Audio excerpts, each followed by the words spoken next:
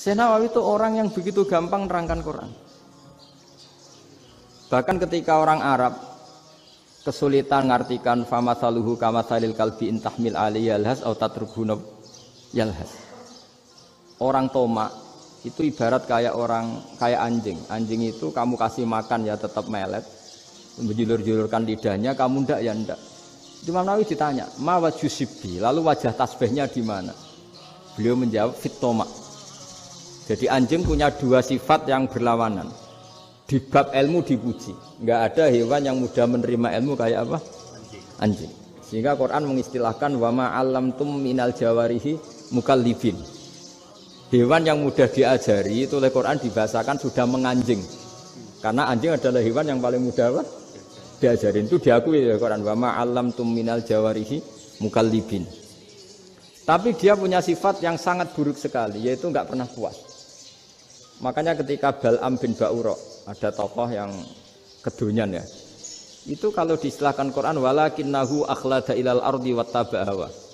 Famathaluhu kamathalil kalbi in tahmil 'alaihi yalhas aw tatrukhu yalhas. Jadi anjing punya dua sifat yang berlawanan.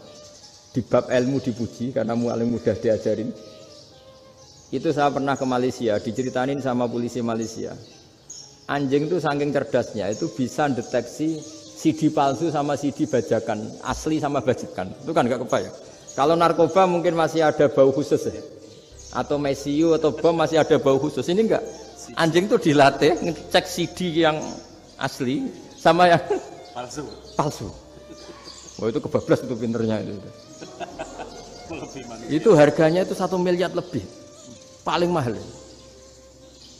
Jadi mungkin bisa deteksi ini dosen betul apa abal-abal itu bisa. Itu kiai betul apa kiai pesanan itu mungkin bisa.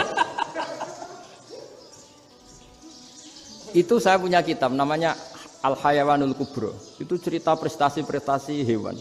Itu yang berkuras-kuras sampai berjilid-jilid. Itu ya cerita anjing. Enggak ada hewan sebaik anjing. Di bab itu ya, di bab sampai ya tadi. Ada anjing yang sangat loyal sama majikannya. Loyalnya Masya Allah, sopannya Masya Allah. Anjing itu mbok lama berbakti sama sampean, nggak mau tidur di ruang tidurnya sampean, dia tetap tidur di luar. Corong Jawa nggak ngelama. Suatu saat si raja ini minum, wisata minum. Pas mau minum diterjang sama anjingnya sampai tumpah. Kecewanya raja ini itu karena selama ini anjingnya sopan sekali. Sekedar ganggu di ruangannya nggak pernah, malah ini mau minum, minuman yang disukai diterjang anjingnya tumpah.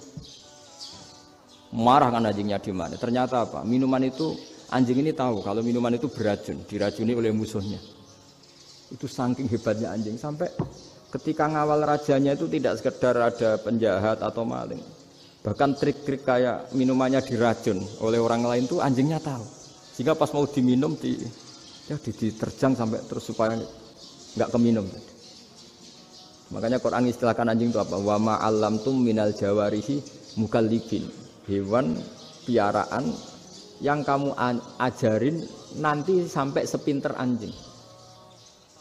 Makanya Ashabul Kahfi itu ketika ngajak anjing tadi, beliau tidur, anjing itu tidurnya bil wasit, wakal buhum basitun dzira'aihi bil wasit. Jadi dia tidur dalam posisi siaga. Loh coba anjing itu nggak pernah sekolah, karena dia posisi menjaga, tidurnya itu kayak siaga gini. Bukan ngorok semadep ke atas terlentang, itu enggak. Andai kan dia tidur terlentang itu kan yang mau mengganggu kan, wah asune turu itu enggak. Dia tidur posisi siaga, makanya disebut lawit tolak ta'alaihim lawalaita minhum firaron. Kalau kamu melihat anjing itu pasti lari karena dia posisi siap merekam. Jadi tidur tapi posisi siap merekam. Jadi matanya tetap terbelalak kayak siaga. Padahal itu enggak diperintah, ya dia memang punya nalar untuk itu. Ini disebut wa ma 'allamtum minal jawarihi mukallibin. Dan dalam teori modern juga gitu. Tapi dalam hukum Islam yang dianut mazhab Syafi'i itu anjing tetap najis.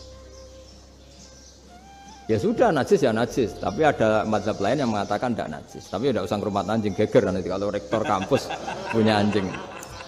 Tapi ilmu itu bagus untuk kelangenan kadang. Andai kan tidak ada mazhab Malik, maka kita kesulitan menceritakan Ashabul Kahfi yang hewan piaraannya itu anjing.